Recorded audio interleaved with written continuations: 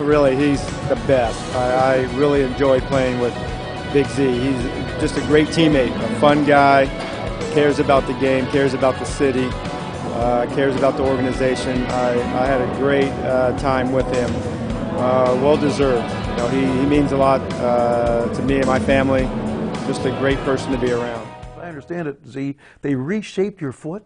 Yeah, you know, me and Dr. Parker, it was right after Dr. Parker, he came in as a new team doctor and kind of helped shape our relationship. He was handed me right away. I mean, here's team doctor, and here's your medical case. And we flew all over the country. We saw all the best foot specialists, West Coast, South, you name it. We were there, New York, and, you know, talked to them and saw, like, you know, I was always upfront with them. I said, unless there's something drastically different you can do for me, I'm not doing the same thing again to myself. And then our last visit was to Dr. Morrison in Baltimore. He happens to be from South Africa, and we just hit it off on a personal level really nice. I felt a connection with him. He had an idea that, you know, he thought why I was having the problems that I was having is because I have a high arches on my feet, and because of the size of a human being that I am, when I run, it puts a lot of pressure in the middle of my foot, and that's why it's unable to sustain it. So he thought if he reshaped my foot, it would help me to balance all the stress through my foot when I run. So what his plan was, they would cut the calcaneus bone, which is your heel bone, like a triangle, and they pop it back. They would cut your first metatarsal, and they would release the first metatarsal. And, you know, so your foot, it goes from being like this to this. And then they would go in and fix what was wrong with it, with the bone that actually was broken. So that's like 12 screws right there. And so I said, fine, that sounded good to me. I'm like, at least it's something different. And, you know, so we went through the surgery, which was long. You know, he was a little bit different in his beliefs and medical beliefs. I was in the cast or the crutches a lot, like for a long time. Like he let me move around sooner because he didn't want the muscles to atrophy. It was hard from the standpoint that my right foot got longer by a size than my left foot because they flattened out, so obviously a little longer. So all the tendons and everything, they just start stretching. So you had to learn how to balance, almost walk because your feet were different. So, you know, and for a 7'2" guy, that matters for balance and everything. So it just had to learn everything, how to walk again, how to run again, get a different shoes and everything else, different orthotics.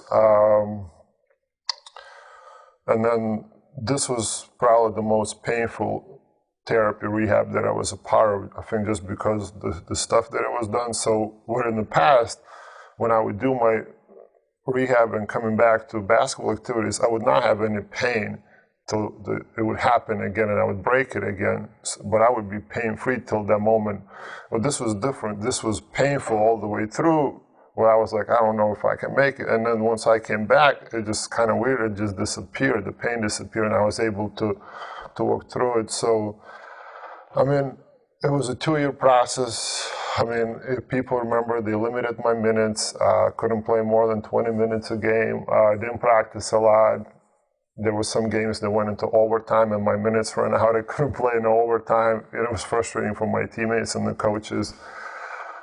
Spent the next summer working again, all my skills, and, you know, patience paid off. Sure did. Was there ever a point through it where you said, boy, I'm done. I just don't, you know, because you'd had one contract. You could have just gone on about life. Was there ever a point where you said, that's it? Was that really the last chance then, this surgery? I think when I broke in Miami the last time, that's when I really seriously considered, you know, just not giving up, but basically just running out of options. You know, I don't think at that point anybody could accuse me of giving up, because I tried enough, but at some point, you know, you just get tired. You know, why I didn't is because I was fairly young. I was 24 going on 25. You know, have I been 30, 32? I mean, Yao Ming had the same surgery that I did, the same procedure, and didn't work out, unfortunately for him, but he was older and bigger guy. So I felt like, what am I going to do at 24 years old? I didn't want to just quit the game and then 5 years later look back and say, what if I tried? Maybe I could have, maybe this could have been different. Like, where I felt like if I try this and it doesn't work, I'm okay with it. The rest of my life, when I'm 60 with my grandkids, look back, I'll be sad because of what happened, but I won't be holding myself accountable anymore. So, for my own peace of mind, and thankfully I was lucky enough, it worked out. Just a sidebar, when you go through airports, do you set off the alarms? People always ask, no, actually I don't. Yeah, I should, but I don't. It sounds like you should. More something that I leave in my pocket more than anything. We weren't the most talented team that year. I agree with people by that, but if you look at our statistics, we played as a team.